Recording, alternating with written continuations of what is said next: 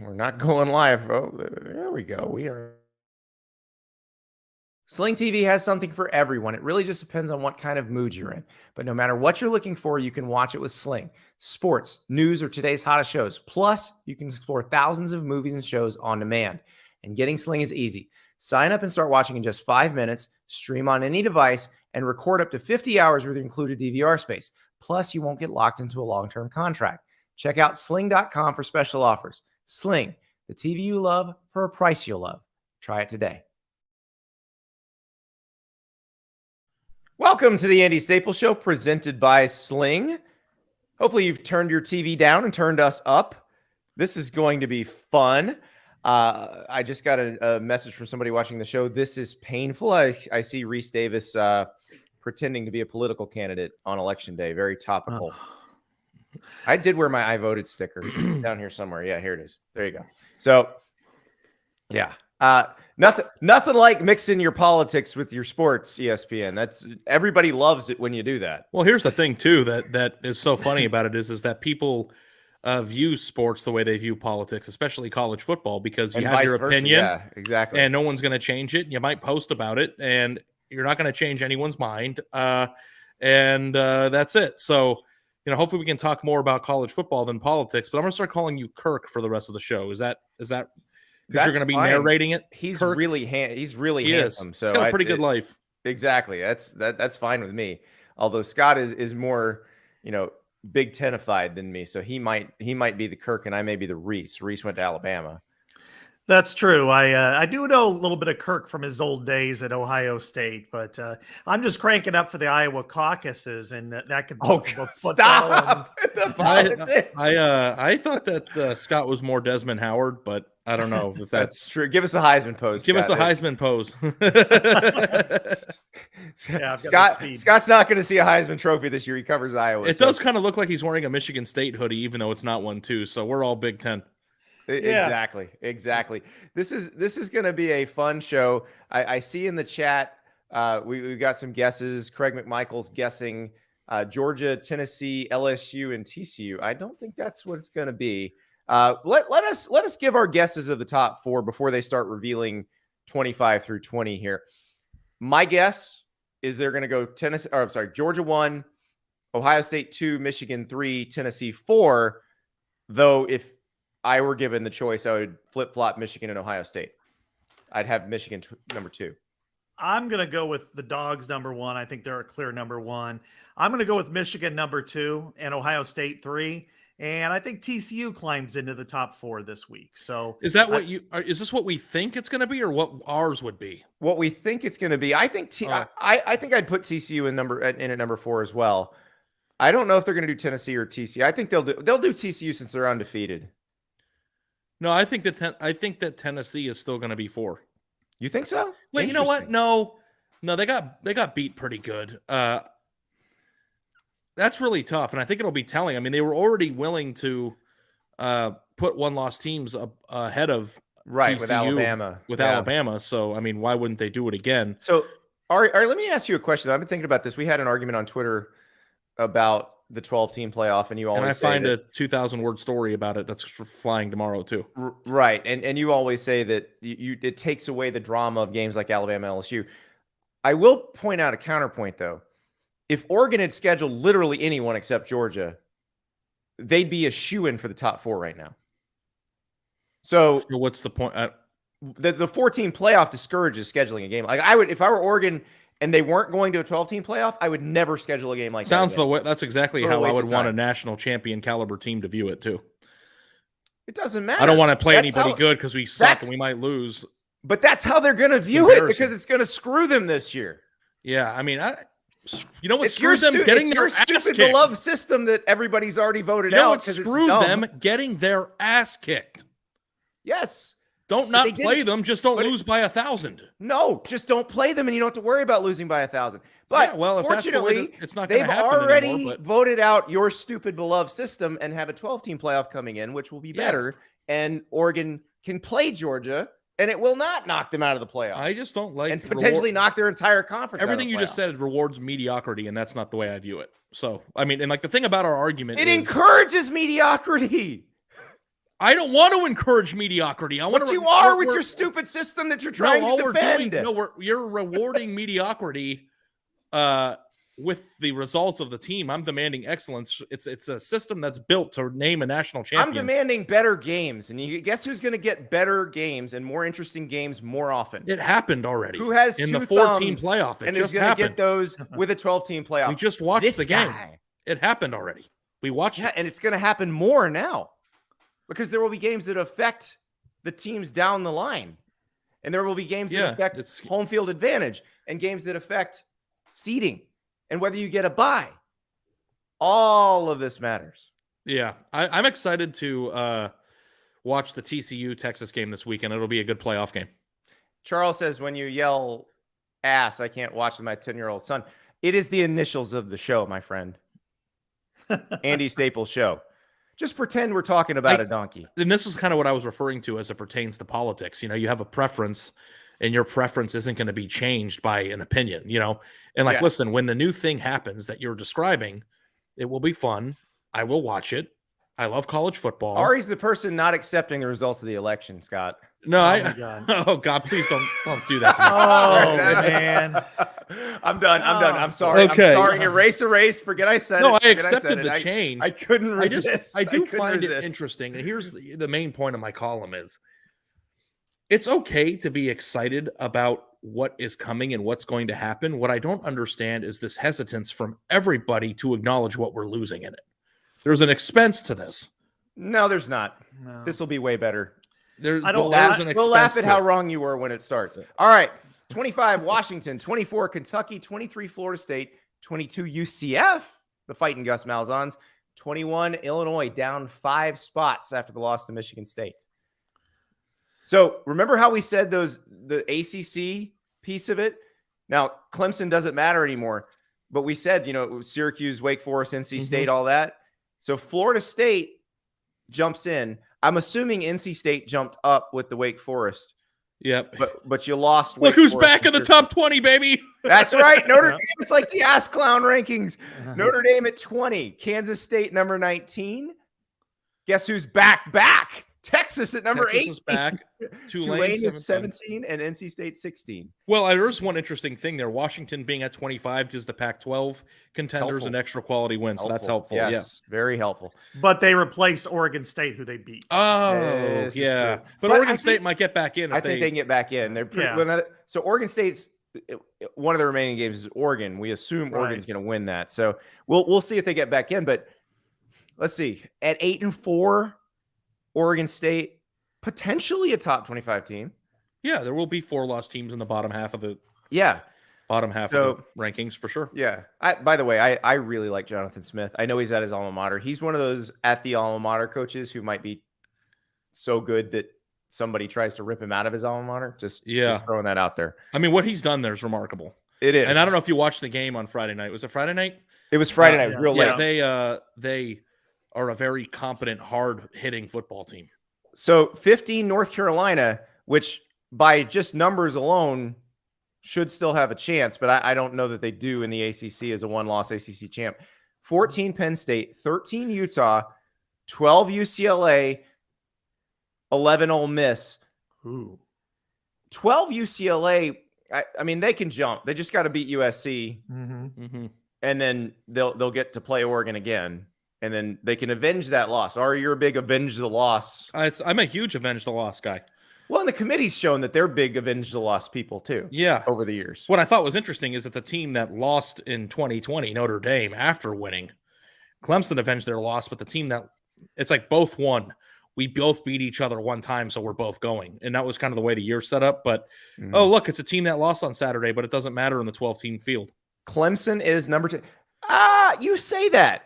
I actually think Clemson could lose another game and would have been out of a 12-team playoff. Their loss on Saturday, the 3 most compelling games on Saturday don't matter. Yeah, it would have been very compelling to me.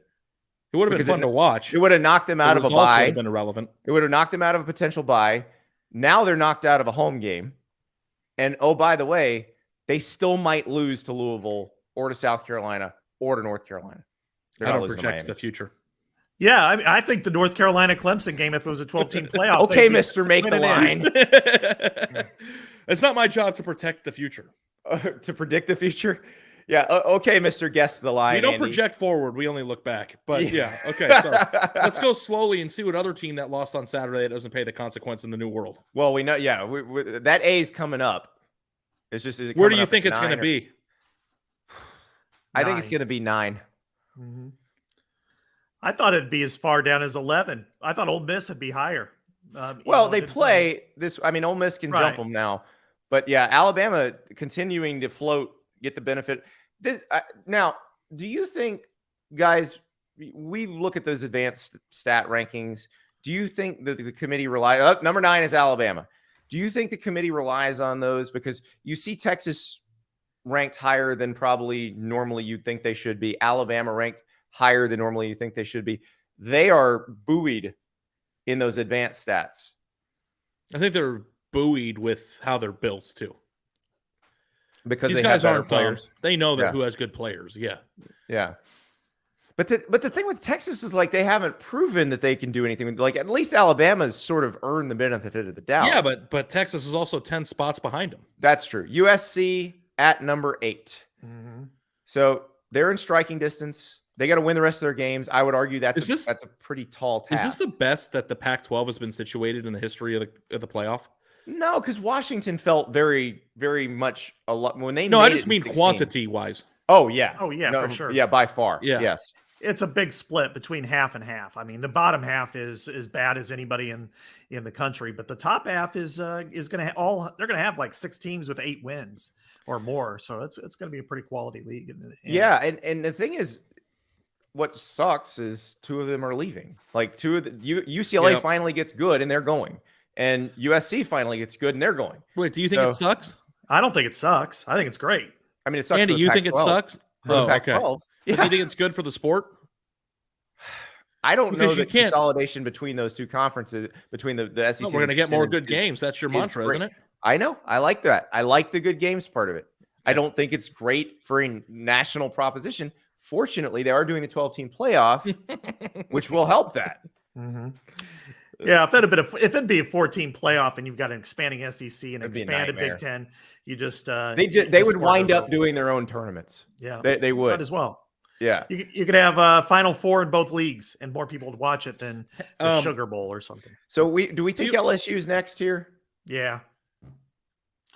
2 losses behind Oregon. Well, Yeah, I think so. how much do we think that an Alabama win in this year Is going to mean? is going to mean to the teams that beat them still? Like, is it going to really buoy them, or are they going to It is a good win, but it is not like, is LSU going to be higher than they would be if it wasn't Alabama? like, oh, okay, here's a better question. Like your Tennessee, if you're evaluating Tennessee, which is the better of Tennessee's wins? Their win against Alabama or their win against LSU? LSU. I mean, But their 40 to perception, 13. their perception is buoyed by the Alabama win. Right. But Scott's right. If you were just looking at this with the names off the Were they in Baton Rouge? grid, they Yeah, were it in was Baton Baton Rouge. Rouge. Yeah. That is a 40 better to win. 13. That's Yeah. I cannot it was believe a- I'm saying this because I thought LSU was bad the first half of the year. Watching them, I thought they were a bad team. They've changed as the season has gone on. Again, this is a thing that with a larger playoff, teams that get better as the season goes on, like the 2012 Texas A&M team, the 2007 Georgia team, those are good examples of that, where nobody would have wanted to play them at the end of the season. So those types of teams will be able to get in now, whereas before they would have had no shot. Apparently, we've got the commentary down, but they're discussing the column or the subject of the column that I wrote earlier in the week about how Oregon's the best team in the Pac-12, but is And blocked. going to have the worst resume and or could be blocked by Tennessee, which I think is an interesting thing. Do you think that who's ranked 4 matters right now in terms of thought process? No, because they really do go back every week. Okay, now they're going back to the top. They've got Georgia at number 1, which we knew. So number 2 coming up. Do we think that's going to be Michigan or Ohio State? It is Ohio State. It is Ohio State now. I would have picked I would have picked Michigan. I think they're more complete right now. Ohio State has better players and more potential, but I would go with Michigan. I think they're playing better. More. That'd be a hell of a Northwestern game- playoff if they just stopped to the count here. See politics, the joke I made there, the pun. I got. Yeah, we got to stop this. We're going to lose all our viewers and listeners here. 1, 2, 3, 4 would be good. I think that left with a hanging chat. TCU is number 4. All right. So, Horned Frogs, just win and you're in. That's asking a lot. Like, well, they're 7-point dogs this week. Exactly. And think about it, to go 9-0, well, you 10-0 if you count the championship game in this year's Big 12. Like, you should get an automatic number 1 seed for that. That's hard. It is hard. Yeah. In this year's Big 12. Yeah, I'm very curious about. Yeah, it's like I knew that Ohio State would be number 2 because of Notre Dame's placement, and I think that non-conference schedule, Tennessee 5, that non-conference schedule for Michigan is holding them down a little bit. And if Ohio State has a top 20 win in their non-conference, I think that might be the difference, regardless of what the most recent thing that we saw was. But the Ohio State Michigan thing doesn't really. I'm not going to get matter at all mad about it because they play each other and it all get figured out. And actually, number 2 and number 3 doesn't even matter. All that. The only thing that affects is uniform color. Right. Yeah. But I want to talk about Ohio State a little bit here because I think Ohio State has the most talented offensive roster in the country. But in 2 of their games, 2 wins, there's been kind of a weird semblance of complaints that have been going on out of there. One was about the wind the other day. The wind was fierce in the Midwest. It was massive. I was at Purdue and it was 50-mile-an-hour blowing. You can't use that as an excuse when you got Paris Johnson and you got running backs. Go out and blow out Northwestern. Northwestern is a terrible line team. up, run the ball on every play, and win 20. And it's not like this is the first week that Ohio State couldn't run it either. Like 5 NFL offensive linemen, 5. Blow them off the ball and win the game easily. And when they beat Iowa, the complaint was, well, we had the ball too close, and that really made our offense struggle because Iowa had 4 turnovers inside their own 35. And it's like, who said that? That was I think it was. I don't know. We started too close to the goal line. Yes. You know who's not going to ever say that is this year's Michigan team. This year's Michigan team is like you. Oh, I thought that was the goal. That means the goal of the game. Like, I think Jim Harbaugh's dream at this point is, and Sharon Moore's dream is that they play 9 offensive linemen, a quarterback, and a tailback. These defenders are bashing their heads against the people, wreaking havoc and creating violence to set that up. That's the your point. blockers column, 100% correct. Tennessee is blocking Oregon. Oregon is number 6. Now we knew that when Tennessee was put in at 5. 7 is LSU. People got really wound up about that, believe it or not. Obviously, LSU has to beat Georgia. They are in if they're in an 11-2 SEC champ. They're not in any other way. Well, we do have to discuss Oregon, and I want to know what your opinion is in terms of the blocking. Oregon has a very tough schedule in the regular season left. I'm going to go pull it up here. So Oregon plays Washington this week, which is a top 25 win in the playoff. In a rivalry game. Then they play Utah. And then they're on the road at Oregon State. So I believe that it's 3 teams in a row, 2 of which are in the current top 25 of the playoff committee. And one was a team that just dropped out of it and is somewhere probably in the 25th. And all of them could wind up in the final one. Right. So does Oregon not, and that doesn't include the Pac-12 championship, which will presumably be against UCLA or USC.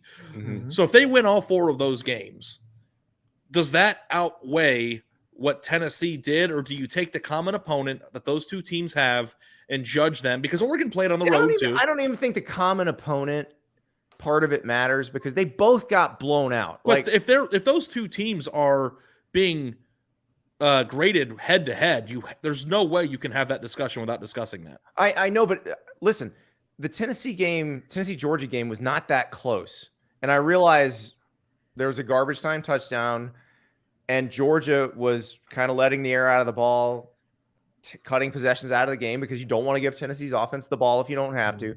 But Georgia could have scored 45 in that game. They could have scored more. And Georgia also took their foot off the gas and started subbing in the Oregon game too.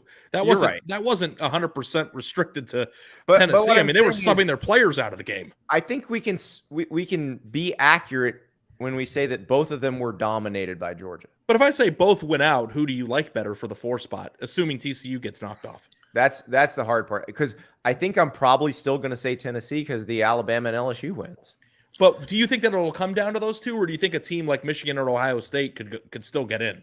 That's the tricky part, because I don't have like if Michigan and Ohio State both win out, play an incredible game against one another, and it's really close, I'm not going to have a problem if we're talking about the loser of that game making the playoff. That's not going to the loser of that game. Like let's say Michigan loses by 2. Yeah. The loser of that game will not have beaten Alabama and doesn't play in the SEC. So I think that's going to be a very hard discussion, and they wouldn't have beaten LSU either. In fact, their best game Penn of the State will be the best win of those guys. Yeah. So like you're going to have a very hard discussion if it comes down to those three, because you might not want to pick between Oregon and Tennessee because you don't want to have to decipher which one of those is better. And it's like that 2014 scenario where you don't want to decipher which Big 12 team is better. But I don't think that Michigan or Ohio State's resume as the loser of that game has a better resume than Oregon and Tennessee at that point. So it's a very tough discussion. So String Gene in the chat, Bama is not the benchmark this year, which okay. I disagree with that. I think they are. Let's address this differently. What is the best win anyone has right now? What is the best win? Does Georgia have the best 2? Georgia has the best 2 wins. Correct. Their second best win is better than anybody else's best Georgia, win. Tennessee's the best win. Georgia, Oregon's the second best win. Mm-hmm. So let's take Georgia's wins out of the equation. Who beneath Georgia has the best win? Probably Tennessee over Bama, or LSU over Tennessee Bama. over LSU. Yeah. What about Tennessee over LSU? So if Tennessee has the second and third, the third and fourth, then there's your answer for Oregon. Yeah. Now Oregon's going to have a nice list of wins. Like if Oregon wins the Pac-12, let's think about this. They will have beaten UCLA maybe twice, or they'll have beaten UCLA once and USC once. They will have beaten Washington. They will have beaten Oregon State, which, again, we said might be back in the rankings by then. Who else will they have beaten that is ranked? Well, Oregon State could get back in there. Washington. Yeah. Washington, Oregon UCLA, State, UCLA, okay. Utah. They will have beaten every good team they will in the beat Pac-12 Utah as well. Yes, they will have been beating everybody in the Pac-12. Right, they didn't miss anybody with their schedule. So it's quality versus quantity. Yeah. Yeah. There are 2 factors though that we are kind of forgetting. One is that in this system, conference championships matter. And if there is a tie between, they've never actually mattered in the committee's decision making, though. They've never once shown us that a conference championship matters by their vote. Don't they technically only matter if it's a tiebreaker? Well, exactly, and that's what we're talking about with Tennessee, Michigan, Oregon, and under this scenario. Well, then they're just going to say it wasn't tied. Then that's fine. Yeah. But the other factor is that the Pac-12 and the Big Ten play 9 regular season games in the conference. The SEC plays 8. So the non-conference component does get skewed a little bit when you're playing 4 non-conferences versus 3.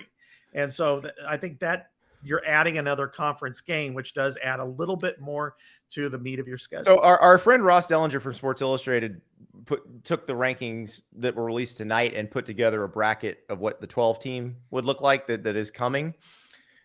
So your 8-9 game would be USC at Alabama. Boy, nobody'd want to see that one, Ari. That sounds terrible. That's not the point I've ever made. And the winner of that would play Georgia. I know it's never the point when it reinforces my argument that's correct. So the 2 mediocre teams playing, USC and Alabama. You don't want to see USC play Alabama. I would love to see them play it. I think that it waters down the product. Thank you. That does not water. If it's something you'd love to see, it's not watering it down. Michigan, Tulane from the Big House. Okay. Michigan's probably winning that one. But what if Tulane won? Holy crap. They might. The winner of that plays Oregon. Let's go to the other side. The battle for the real Death Valley. Clemson goes to LSU. We know who's going to win that game. The winner plays Ohio State. Oh, no. An Ohio State LSU game. That sounds horrible. Well, we might get one this year, too. 6-11, Tennessee, Ole Miss. An SEC game we didn't get to see in the regular season. Ole Miss goes to Knoxville. Maybe somebody throws another mustard bottle. Maybe Lane Kiffin signs it. The winner faces TCU. How awesome does that sound? That sounds amazing. The thing you have to keep in account, and I'm honestly, if I try to sit here and argue like this bracket is not amazing, you'll be wrong. I will be wrong. I'm not trying to act like that. But I will say that you have to keep in mind, too, that at the end of the year, when they do the final rankings, the bracket might look similar to this, but the teams are going to be viewed differently because there's going to be 3 and 4 lost teams in it. Yeah, but and then at that point, it's not as sexy as it is today. My lizard brain is looking at Alabama going to the Coliseum, and I'm like, hell yeah, let's go. Yeah, Nick Saban, Lincoln Riley, let's do this. Song girls, para-style entrance, fight on. We get Traveler. that. We get that. We get that. What we lose is everything else. We lose nothing. We lose a system that sucks.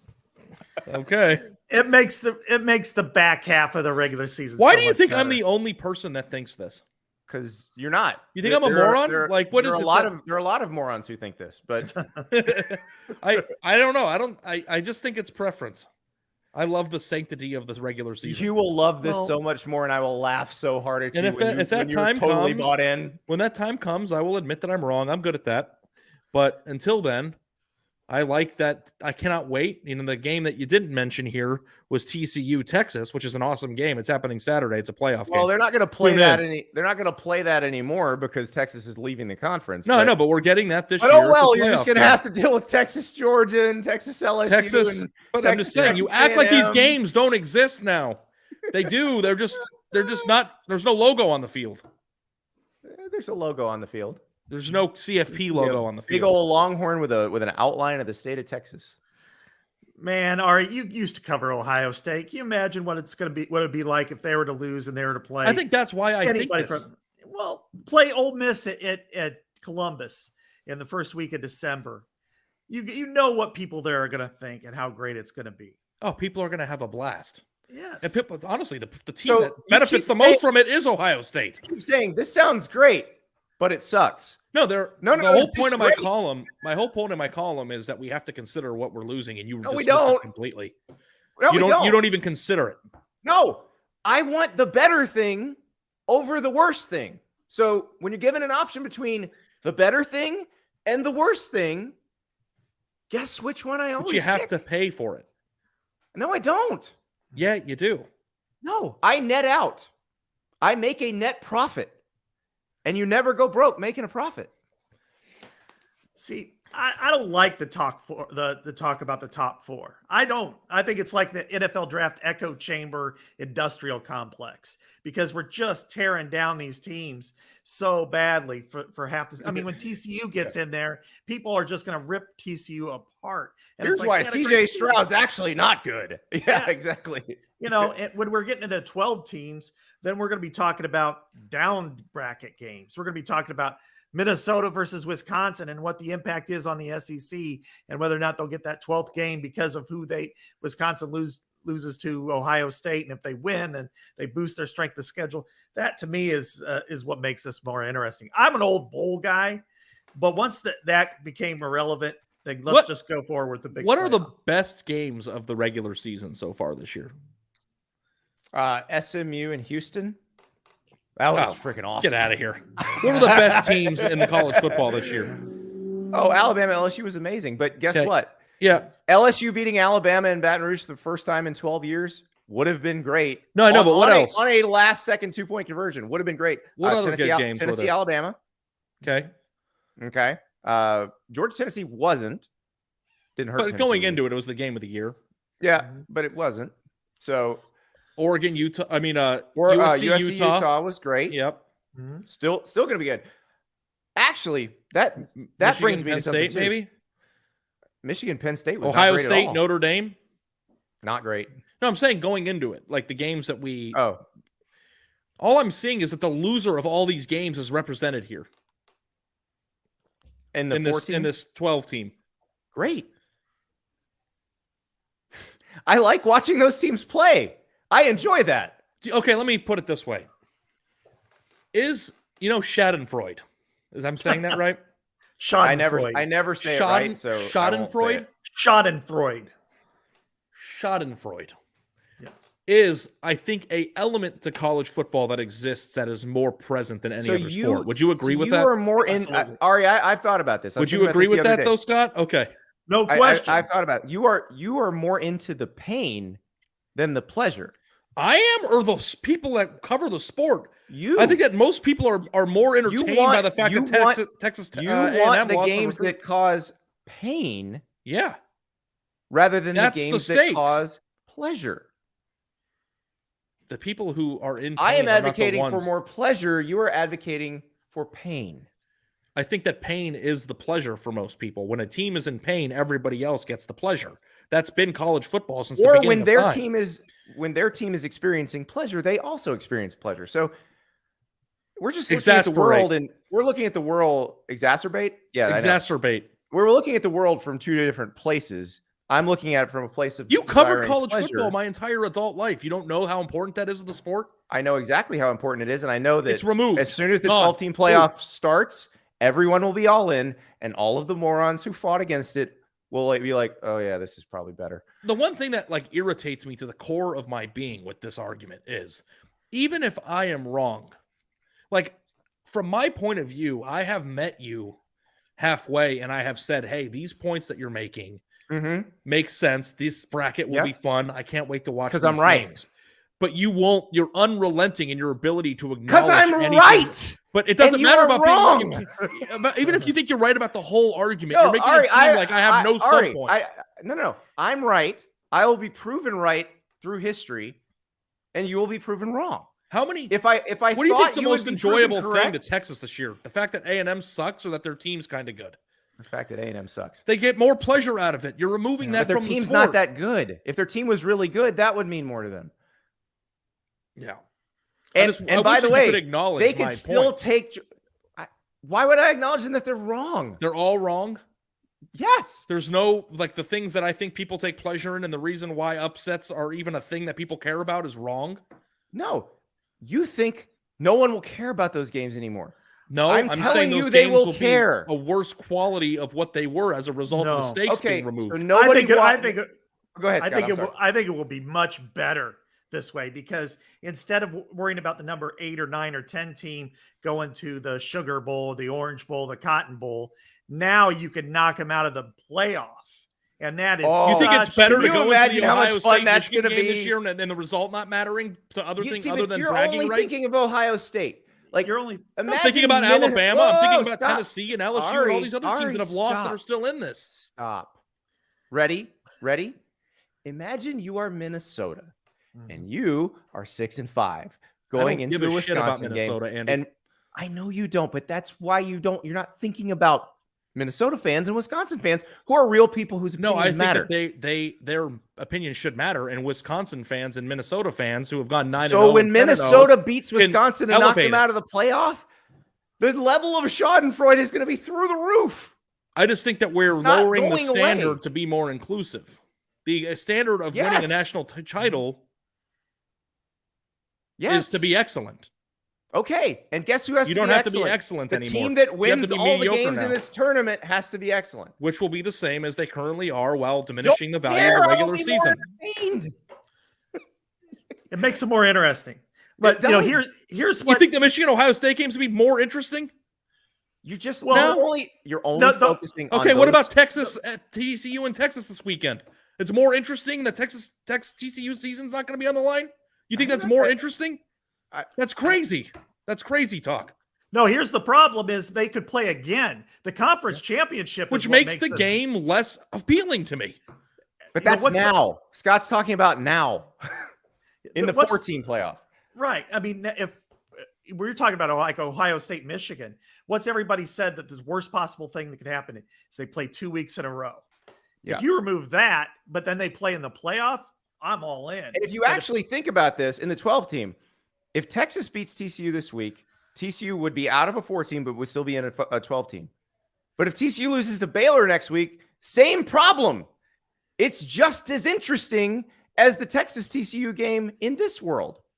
So you've now had 2 interesting games to your 1. I know, but I think that you are equating the stakes of making it in as an 11 seed as the same thing as making it in as a 4. It is to those schools not named Alabama, Ohio State. So all the schools that Clemson, are and actually Georgia. good enough to win the championship are the. Why do you do understand the bigger tent is better for everybody, right? I think that it would be more entertaining to make programs rise up and achieve the 'Cause that's challenge of worked so being well. excellent. It has. Michigan and Cincinnati made the playoff last year. Okay, And and Michigan's appearance in Cincinnati the can make it playoff last again? year, No, they can't. I know, because they weren't excellent this year. I don't think adding mediocrity into the equation of excellence is an improvement. I think I you're do. mixing socialism with capitalism, and that's perfect. It's a lot of capitalism. It's a whole lot of capitalism. So, listen, why are you telling all these fan bases your team doesn't matter? It does matter when they raise the bar. Or don't. Or just have fun doing it anyway. It's not that You're different than creating an artificial barrier that doesn't need to be there. So, like, it's like your kids have a soccer game. It doesn't matter who wins. Everyone had fun. No, it matters. That's what that who sounds like to wins. me. It matters Why? who wins. Everybody played. It was fun. It was inclusive. Let's all go around campfire. Yeah, if they go 0-12, that sucks. No. Hey, If they but go Pitt- 11-1, which is a realistic record, But 11-1 isn't who we're rewarding okay, here. if It's the they 9 go- and if they 3 go teams 9 and that we're 3. giving. It's 9 that and we- 3 and like 9 I don't and know 3 is why a good year. we have to consider the 3 lost teams. Why not? What if they're better? 'Cause they're what if mediocre. their conference is not equal to the other conference? What if the fourth best team in one conference, can't imagine which one we But you will agree with me on is this. better that than the best team in another conference? None of those teams that you're mentioning will win the national title. I don't care. St. Peter's So didn't what is the win the playoff national about title. to you? Is the playoff about winning the national Ari, it's a championship or not? freaking entertainment product. It's a television show. The I idea know, the is television to show make it starts in the September. most fun for the most people so they will watch the show. when Pitt played Michigan State in the Peach Bowl, nobody gave a bleep. Mm-hmm. If Pitt's playing Michigan State in the first round of a playoff, everybody Very cares. exciting. Kenneth Walker is staying. Kenny Pickett is staying. They both bolded because it's just the Peach Bowl. Yeah. That's really the point with this is, and you know what? The winner of that might go play Bama, Clemson, whoever, and get mopped up. Mm-hmm. Who cares? You know, that to me, I think that's fun. Ari It's like cares because reach they to the Sweet didn't 16. earn it, Scott. They didn't It's not about earn earning it. It's just that you're rewarding mediocrity. Ari, somebody's think- going to get smashed by Georgia at the end of the road anyway. You may as well have fun on the journey. It's like we are bringing the bar down, like those Penn State teams that were 9-3 that drive their fans crazy are now successful. Why can't they make their fans happy? What's wrong with their fans being happy with those teams? It's just crazy.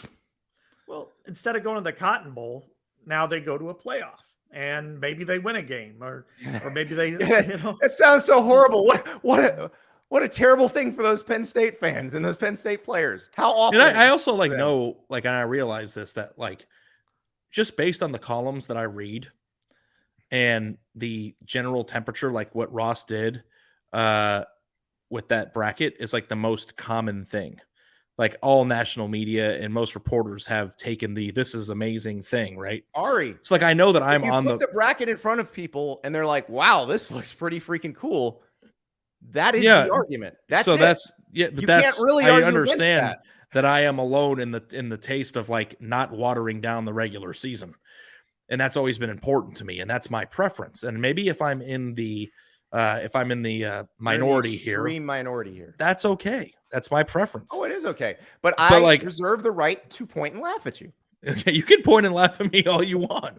I just think that some of the games that we get in the regular season are playoff games, and if you don't have to call it, but they. I'd rather are. have more better games in the regular season and more actual playoff games. So it's just math, Ari, and we know how you feel about math. So yeah, we got to pay some bills. When we come back, we'll do the thing Scott hates and talk about the top four. We got Boo Corrigan, the chair of the playoff committee, NC State AD. He will do some splaining. You'll hear it when we come back. Sling TV has something for everyone. All your favorite shows on all your favorite channels, all right at your fingertips. What you want to watch is up to you. It really just depends on what kind of mood you're in. If you're looking for sports, Sling's got you covered with pro and college football and basketball, baseball, hockey, soccer, golf, racing, and so much more. Sling also has reality TV, so you can keep up with the latest gossip with today's hottest shows on channels like TLC, Bravo, MTV, and more. And don't forget about news. Get up to date with today's most trusted sources like MSNBC, CNN, and Fox News. Feeling adventurous? Explore thousands of movies and shows on demand. So what kind of mood are you in? No matter the answer, Sling has what you need. And getting Sling is easy. Sign up and start watching in just 5 minutes. You can stream on any device and record up to 50 hours with your included DVR space. And the best part is you can pause or customize your subscription at any time. Check out sling.com for special offers. Sling, the TV you love for a price you'll love. Try it today. When everyone is going,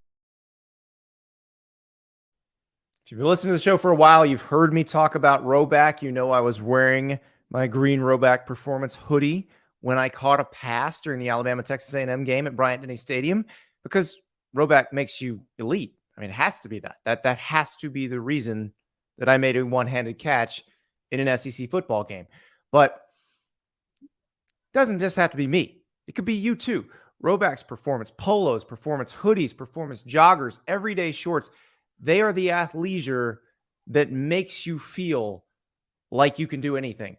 And by the way, it's not just stuff to wear when you're lounging around. Right now, if you're watching the video stream, I am wearing my blue herringbone Rowback Performance Polo. This thing looks great anywhere.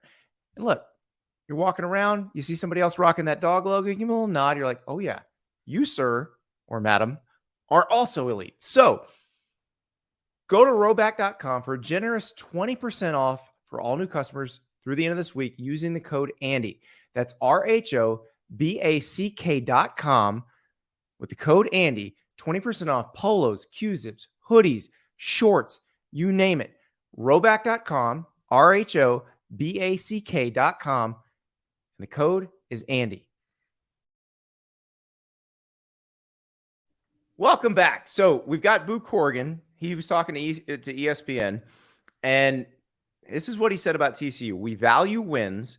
They continue to find a way to win and not give up those points in the second half. Guys, this feels like a reversal of what he said last week, where it was their game control that was an issue, and they were falling behind and then catching up and then eventually beating teams.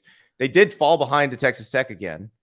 It looked like Tyree Wilson was going to wreck their offense, and then TCU's defense put the clamps down on Texas Tech. It's like the exact TCU's opposite of what he was saying 2 weeks ago. Exactly. Last week, I mean. Exactly. That's. But you and I, we've discussed this. Like, that job is completely thankless, and you have to represent the. No, the man's got no hope. I mean, he goes up there and he's just trying to get through the 30 minutes, and I can't imagine having to it'd be like you going on national television and defending my point about the playoff. Exactly. Yeah, it's like the when I did the mock selection and they made me the chair and I had to do the fake press conference. This was before we didn't do that. There was no real data, and nobody had ever done it before. So they had us use the 2008 season. And somebody asked me a question about why didn't you include Texas in the top four? I'm like, well, I thought they were in the top four. And Bill Hancock's like, you can't say that. Can't do that. I'll give you an example. When Gary Barta was the chair a few years ago, going into the final rankings, the last at large was Iowa State versus Indiana, and Iowa State got in. Now, he didn't tell me which way he went, which team he picked, but let's put it this way. I know on a personal level, he would never want Iowa State to be in that position. And Indiana only makes sense because the conference needed more money during the COVID year. Yet Iowa State gets in, and he has to go on to television to defend it and have Indiana people hate him for it. So this is a thankless job that I wonder when the top 12 comes, will they still have him do it? And will we still parse his words just as close as we have before? I don't think we have to. But there's no words to parse even. If you go read the transcript, it's all just gobbledygook. There's no context. I mean, it's words. How many teams are still realistically in it at this point for the 12? Like it's probably 12.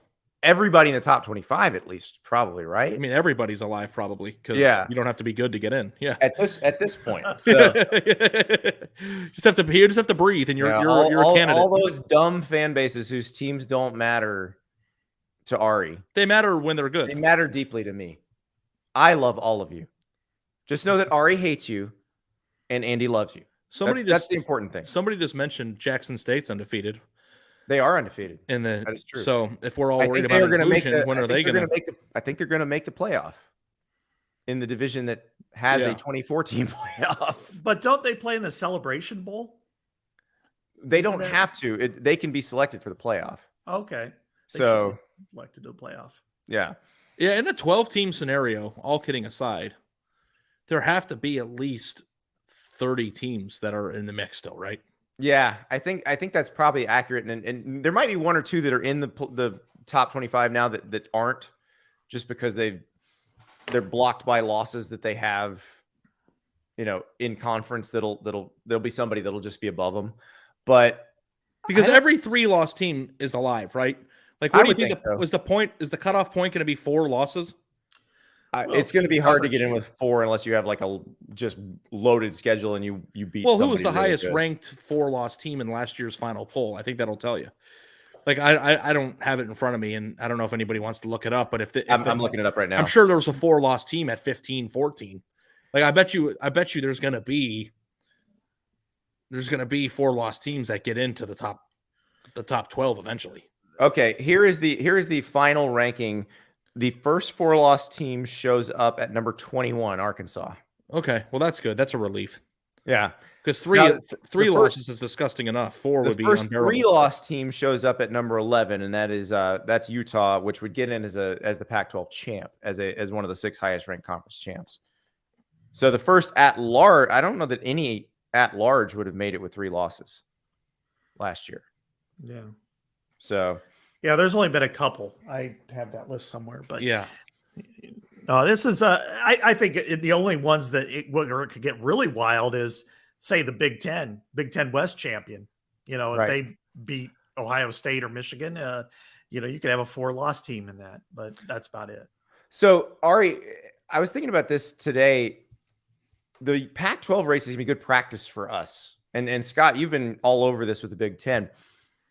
We saw it with the ACC in 2020 where they played a divisionless schedule, but the Pac-12, the way they are going to select their teams for the championship game is, the schedule was made with the idea of division still in mind. They're going to change that too, but they're doing it just 1 and 2. Do you think, how's this going to play out? Because the race is going to get really interesting as Oregon plays Washington, as Utah and Oregon play, as USC and UCLA play. Like, I'm excited to see how this shakes out. We're going to see it in the Big 12 as well. Obviously, we've seen it in the Big 12, and this is probably the most competitive we've ever seen the Big 12. Mm-hmm. I kind of like this as a preview of the new world, because the ACC is going to be like this, the SEC is going to be like this, the Big 10 is going to be like this. By 2025, they'll all be like this. So with the Pac-12, what do you want? You like the way this is laying out then? Well, yeah, because you've got teams that are in the mix for that championship game playing one another multiple times over the final few weeks. Oh, I love that. And I think that's one of the smart things that conferences are going to do is hold off on their schedule. Instead of putting out a schedule for 2028 today, do it every January, so you have an idea who's going to be good, and build your schedule up. So then it'll help your ratings, it'll help the interest, it'll help those teams kind of navigate their way into that dreaded 12-team playoff. Yeah, it'll be awful when they make it. I know, terrible for their schools. It'll suck that their conferences will get more money. I mean, everything's gonna be so bad about it. Scott, because we know how Andy feels. I want to ask you man to man. In the world of the 12-team playoff, do you think the regular season will be better? I do in certain ways. I can see your point, and I will concede this. Thank you for at least acknowledging my point is at least not crazy. That some of the highest level games will lose some luster. That maybe it is in or out type of scenario that could go away. However, I like the fact that there is going to be so many more games that are relevant, that, we keep going to this Axe game, Minnesota, Wisconsin. But if Wisconsin is 9-2 and Minnesota's 6-5. And normally they would play for is that awesome axe. And then maybe Wisconsin goes to the ReliaQuest Bowl, and maybe Minnesota goes to the Guaranteed Rate Bowl. Now you've got, Wisconsin. I think those are real sponsors. That's impressive. That is. Stu and I go through this every Monday for about 4 hours. But in this case, Wisconsin has a chance to get in the playoff. Or if they lose, then LSU or Ole Miss or Auburn or USC could go, please lose Wisconsin. So it makes that game matter. And then it makes the other games matter too, because they're all working together. So now you have a rooting interest, probably boosts the betting because people are paying more attention rather than, hey, this now is you're just speaking Ari's language. I'm on action right now. I don't need the I don't need any more help. Yeah, I just need Ball State and Toledo, baby. That's I just that's need all two I teams, need. a ref and a whistle, and I'm good to go. I mean, I don't know. That's not my but maybe there'll be more action. I don't know. Speaking of the Pac-12, which we were talking about with the conference title race this year, here's Boo Corrigan on ESPN talking about Oregon and why they wound up where they did. How does the committee evaluate that 46-point loss to Georgia on the opening weekend? How big of a weight is that on the discussion surrounding Oregon? It certainly is part of what we talk about as we go through this, but the other part of it is they've won eight consecutive games, averaging over 40 points a game, beating UCLA, who's well respected by the committee. And again, we're looking at the overall body of work where it's not about one game, it's about what have they done throughout the entire season. How do you evaluate the level of opponent that Oregon has played since that game and how it impacts your evaluation? Yeah, I mean, we're looking at everything combined as we're looking at it. Strength of schedule is one of the components that we do look at. But again, how they play as a team, how they play together is really what we're looking at overall as we go through this process. Again, they've been very impressive. So that's Boo Corrigan talking about Oregon. I think that Boo Corrigan has really big Cocktail and Key West vibes, doesn't he? He does. I like him. I want to drink with that guy by the beach. Yeah. Like you don't expect that voice to come out of that body, but then when it does, you're like, I want to party with this guy. Yeah, this guy, that guy gets after it, I bet. So we will see what happens with Oregon. The more I think about it, because we've kind of led the show with this tonight, that road, it's very similar to kind of the way I feel about TCU the rest of the way. That road is hard. It is. If you can traverse that road without another loss. Do you think they're going to lose again? Because I do. I think it's highly possible. It's the same way I feel about TCU. It's very hard to imagine TCU beating Texas and Baylor. But do you think TCU is going to win on Saturday? I think they'll win Saturday. I think they'll win Saturday and lose to Baylor. If I had to pick which one of those I thought they would get 2-1 on that. They're pretty big dogs this week. I know they are. I know. But the way Texas plays games and the way TCU plays games, it's like a hand in a glove. Like it is. TCU falls behind and then comes back and wins, and Texas takes a lead and then tries to give it away. Like that's what we've seen. What if TCU just goes up 17-0? Would the world explode? That would be weird. And there'd be a lot of tweeting in the first quarter, which I tell everybody is a bad idea. Don't tweet in the first quarter. Because you get thrown back in your face in about 2 hours. I remember one of our national colleagues tweeted about Nebraska's first touchdown against Northwestern. Hey! That wasn't one of us, but no, it was me. It was me too. I was just like, which one was it? Yeah. No, but somebody, the one who did it said somebody was smart enough to rank him in the top 25. Oh, okay. I wasn't that bad. I took a shot at Narduzzi making fun of Whipple, which, given Pitt's results this season, when Nebraska scored, I feel fairly vindicated. I think I tweeted, when do we start taking Nebraska seriously as national title contenders? I remember it. Yeah. But that was a joke. One or two people took you seriously there, but not many. So, one other Boo Corrigan piece of sound I want to hear. Props to you for putting it together too. That was impressive. It's not me. Props to our producers, Cam Molina and John Hayes. Oh, John and Cam. I thought you said you were recording it. But no, that's awesome. They are John kicking butt behind the scenes. So here is Boo Corrigan talking about LSU. I'm very curious to hear this because Ari, you and I have said 2-loss LSU, if they win the SEC championship, beat Georgia, they're going to be in, very similar to the 2017 Auburn situation. But neither of us is actually on the committee, and Boo Corrigan is. So let's hear what he had to say. Because LSU, also like Oregon, playing its best ball of the season right now, but they have a couple of losses on their resume too. Well, as you know, conference championships, head-to-head competition are all part of it. They've got that early season loss to Florida State, the other loss to LSU. They've come back strong since then. What an incredible game on Saturday night down at LSU that they were able to win, go for 2, and get that win. And as we look at it, we'll continue to evaluate. Translation, if they can beat Georgia, they're totally forgiven.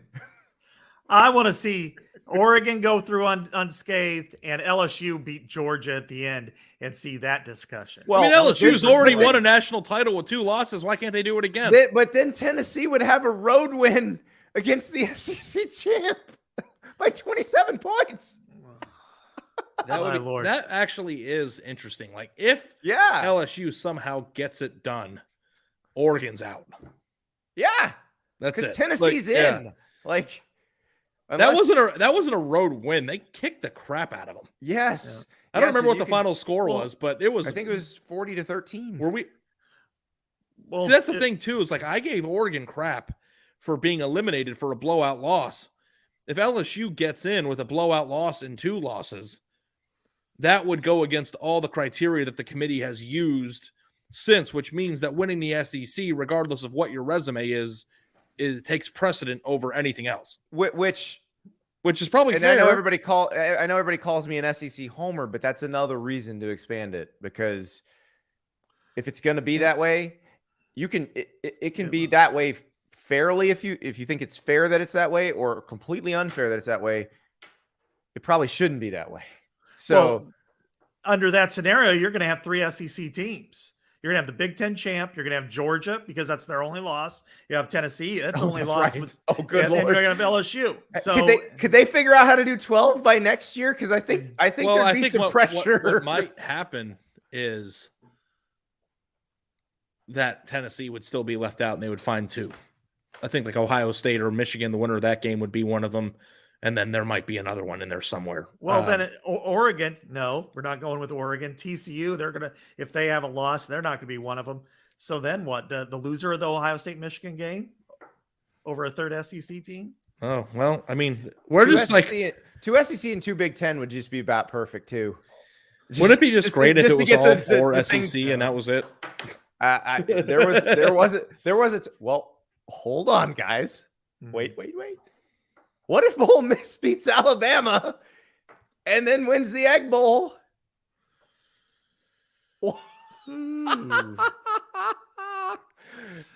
Undefeated Michigan Big Ten champ is out. Oh my God. That would be so bad. The 12-team playoff would start next year. No matter the logistical problems, that like they would just figure it out. They're like all of these things that they've said we can't possibly figure out, they would figure out in about 5 seconds. When I was arguing with Sam Kahn today about the playoff, we were texting about it for a few hours because the Athletic is running dual columns where we have counterpoint tomorrow. Oh, nice. And we're doing it in unison. But he did make a good point I said everybody in the Power 5 controls their own destiny. And I truly believe that. But he said, well, that's not absolutely true, because if all 5 Power 5 champs go undefeated, then somebody would be out. That would be a weird scenario, just like the weird scenario that we just mentioned in the SEC. There are weird things that can happen for sure.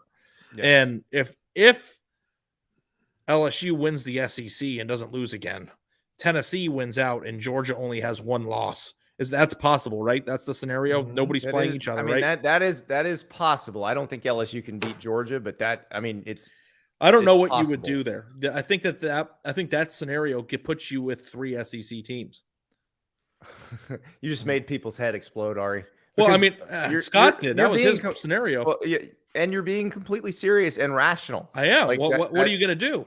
Yep. Well, We'll talk about it when we come back. I have 10,000 pictures of my kids on my phone, but I have no idea how I'm going to compile all of that into an actual story for them. Artifact completely solves this problem. At the end of each year, they create a narrated video yearbook about each of my kids. Artifact sets me up with a professional interviewer to talk about my children throughout the year. I add photos whenever I want, and the whizzes at Artifact edit it all together into a video yearbook. It's easy, fun, and affordable.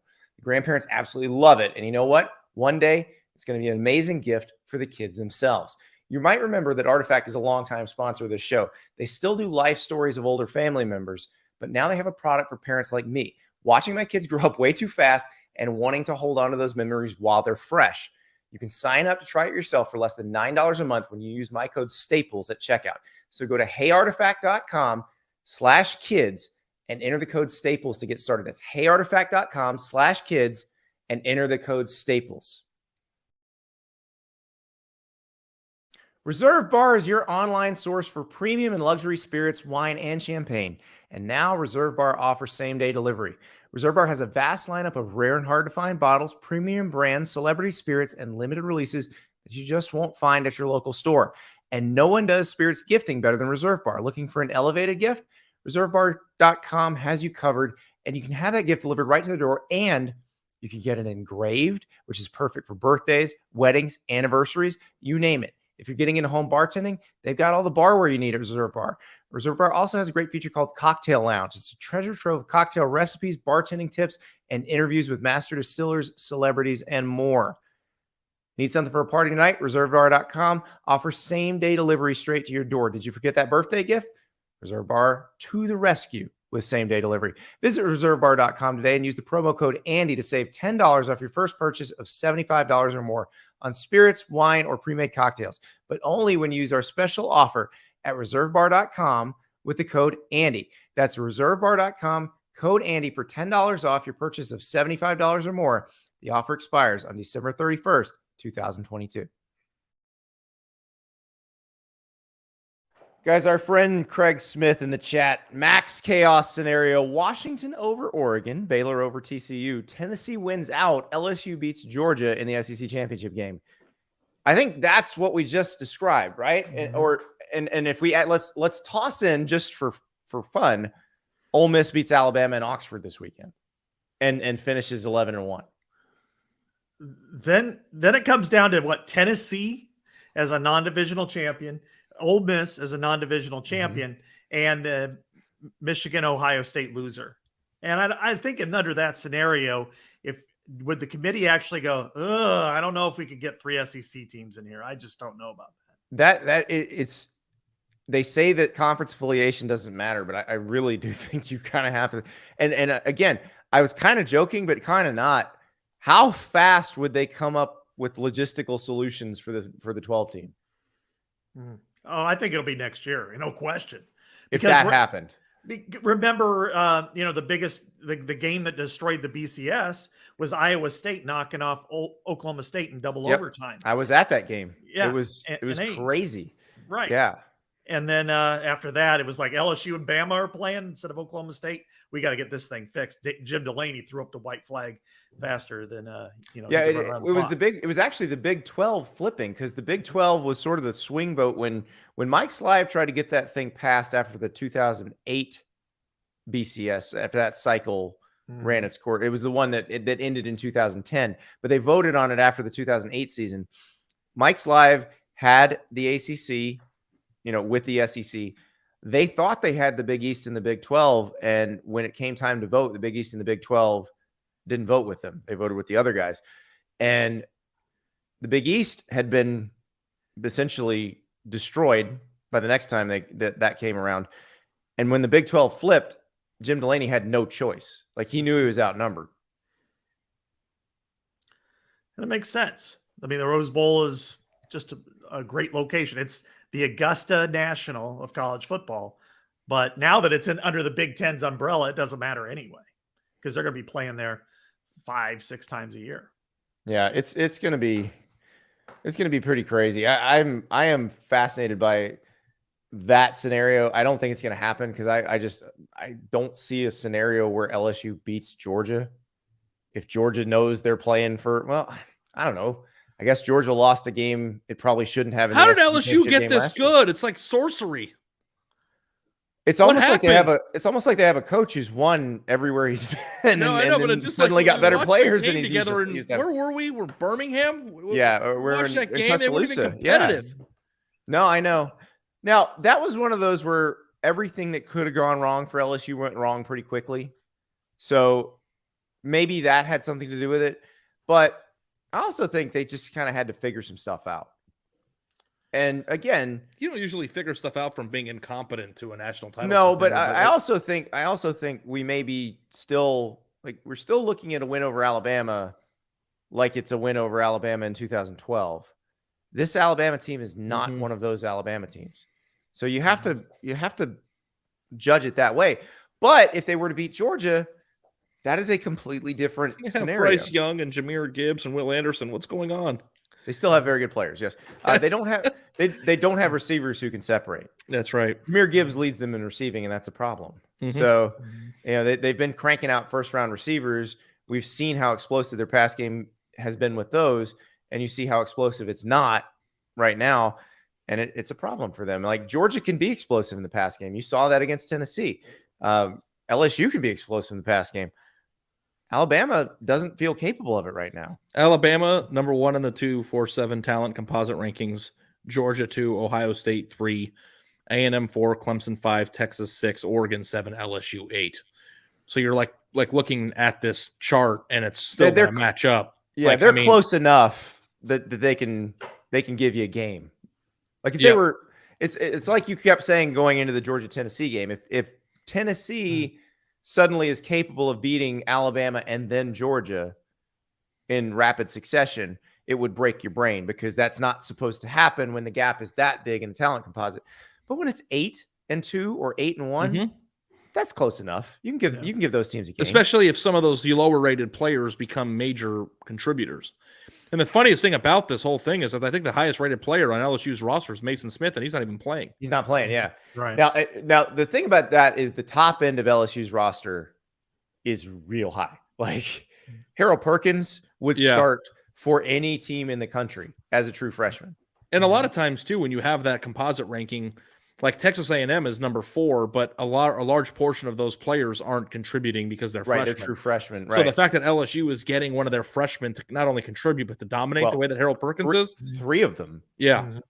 And imagine if Mason Smith was healthy. Yeah, exactly. Exactly. Because you still have Ali Gay, you still have Ojulari. Like they're not as complete a roster as what you're used to at LSU because you expect a little bit better running back core. You expect a better secondary usually. And I'm sure they're going to get back to that, which I think should probably scare everybody else in the SEC. But I think they're good enough to give just about anybody a game because they do have enough top end talent. Yep. And I think Alabama, one thing we're kind of concentrating on their losses, but let's look at those losses. Last play of the game against at Tennessee, right. They're barely losing. Field goal. LSU decides to go for 2 in overtime because if they go for in a second or third overtime, I'm probably taking Bama in that one. So Bama isn't that far off. They're not the dominant Bama that we've seen in the past. They're kind of in the pack of greatness, but they can beat anybody on any given day. And still would be favored by most of the teams we're talking about. Exactly. They'd be favored over USC. They'd be favored over Oregon. They'd be favored over TCU. All the teams that we're talking about, they would be laying points against. Yeah, I mean, an Alabama TCU Sugar Bowl, they're probably -7 right out of the gate, if not. I think it'd be probably a more than spread that. Yeah. Yeah. If Texas is laying 7, Alabama's probably laying 13.5. If TCU, this is probably a better question for you, Ari, on our pick show on Friday, but I'm curious about this. If TCU beats Texas, does Vegas finally get off of Texas a little bit? I don't know. They were right about the Kansas State game. So. I think it's all advanced stats and roster makeup. Okay, so it's all same math. kind of predictive rankings that we're looking at in the FPI or Bill C's SP Plus and national perception too. Yeah, it is hard. I don't know if I'm the only person, but I think it is hard to bet against Texas because you don't want to be in the wrong place at the wrong time. That is true. They are one of those teams that has a roster that if everything goes right, just have a great day. They can kick the crap out of you. Yeah. Right. I covered a Texas-Oklahoma game 1 year like that. I think it was Max last season. Remember, OU was probably like a 13 or 14 point favorite, and Texas just demolished them. Mm-hmm. And it's like, where is this? And you never saw it again from them. Yep. And like being what they're sixth in the talent rankings. 6. It's high. Yeah. Well, guys, I am very excited for this week's games. I'm sure that's me acknowledging Ari's point. And Ari, you do actually make decent points. Thank you. It makes me a better You don't arguer. have to like them. It makes me a better arguer when I can shoot them down one by one. Yeah, dismissing my logic makes it hard. No, I get it. Yeah. But you do dismiss the Oklahoma State fans, the Kansas State fans, the TCU fans, But I didn't Oregon last fans, year. the Washington fans. Like Oklahoma State fans were in the center of it last year because their team earned it. Like that's the beauty of the sport. But their team can be in it every year now. And that makes it more exciting every year for them.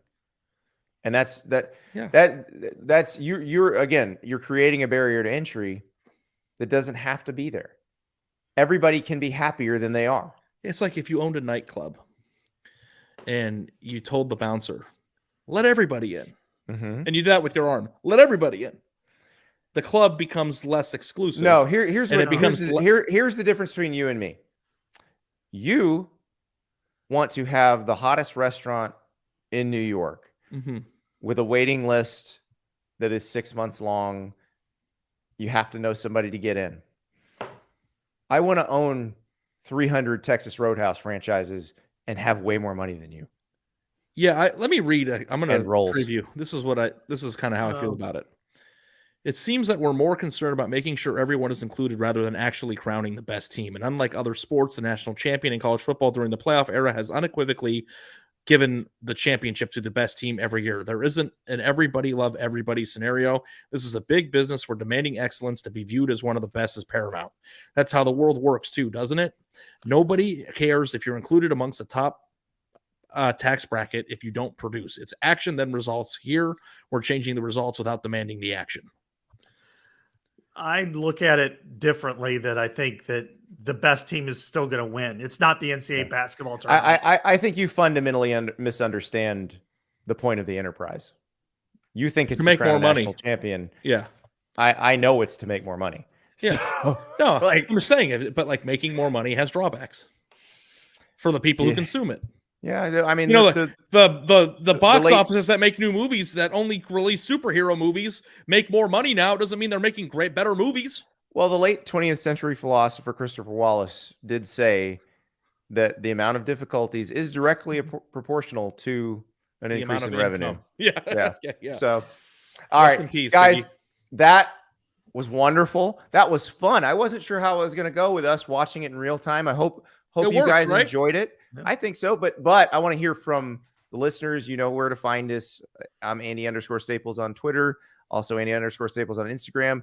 At Ari Wasserman on Twitter and Instagram. At Scott Docterman.